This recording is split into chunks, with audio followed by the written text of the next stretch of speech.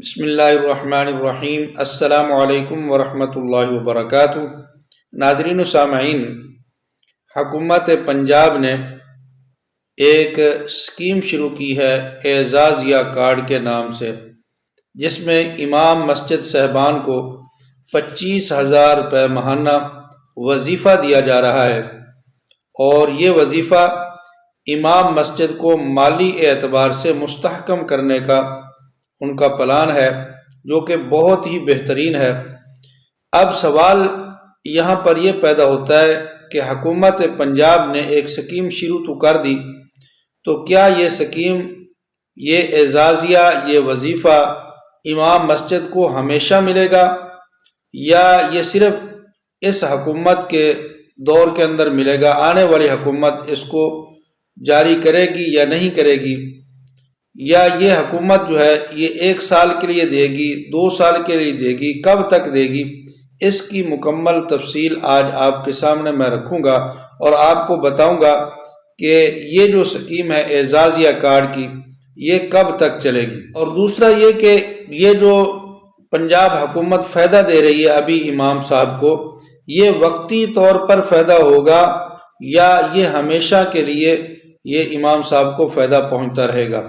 تو اس کی مکمل تفصیل آج آپ کے سامنے میں اس ویڈیو کے اندر رکھوں گا، لیکن اس سے پہلے میری گزارش ہے، مہربانی کر کے آپ ہمارے اس چینل عینی حقیقت ٹی وی کو ضرور سبسکرائب کر لیں، گھنٹی کے بٹن کو دبا لیں، تاکہ آپ کو اس قسم کی بہترین معلوماتی ویڈیو آسانی کے ساتھ گھر بیٹھے ملتی رہیں۔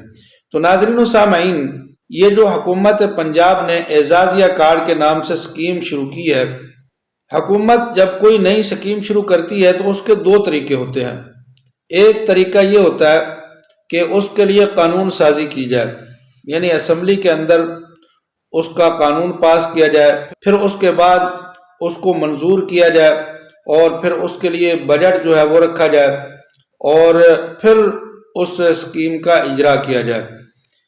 اور دوسرا طریقہ یہ ہے کہ وزیر اعلیٰ یا وزیر اعظم وہ اپنا اختیار استعمال کرتے ہوئے کوئی سکیم شروع کر دے، جس کو کہتے ہیں کہ یہ ایگزیکٹو آرڈر ہے، اس آرڈر کے ذریعے وہ پروگرام شروع کرتے ہیں۔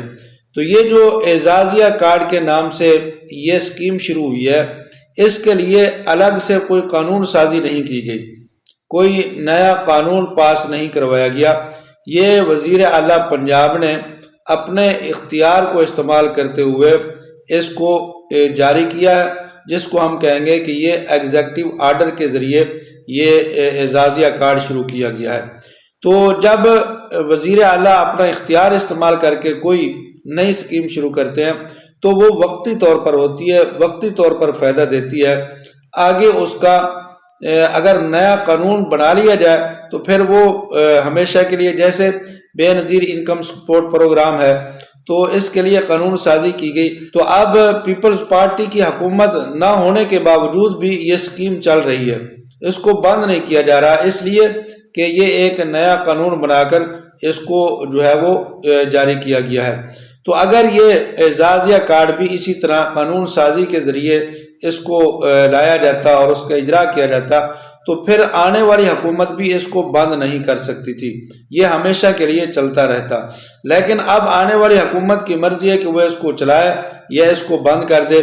یہ نئے قانون کے طریقے سے نہیں آیا، بلکہ یہ ایگزیکٹو آرڈر کے ذریعے یہ جو ہے اسکیم کو شروع کیا گیا۔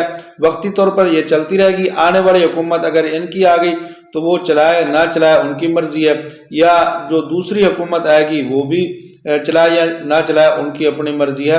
تو اس لیے یہ وقتی طور پر تو فائدہ دیتے رہے گی، لیکن ہمیشہ کے لیے یہ بالکل نہیں ہے۔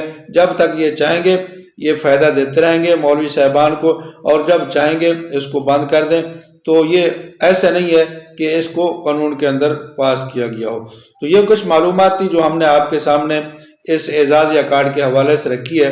اگر آپ کو یہ معلومات ہماری اچھی لگی ہے تو ہماری ویڈیو کو شیئر اور لائک کر دیں، چینل کو سبسکرائب کر دیں، کمنٹ کے اندر اپنی رائے کا ضرور اظہار کر دیں۔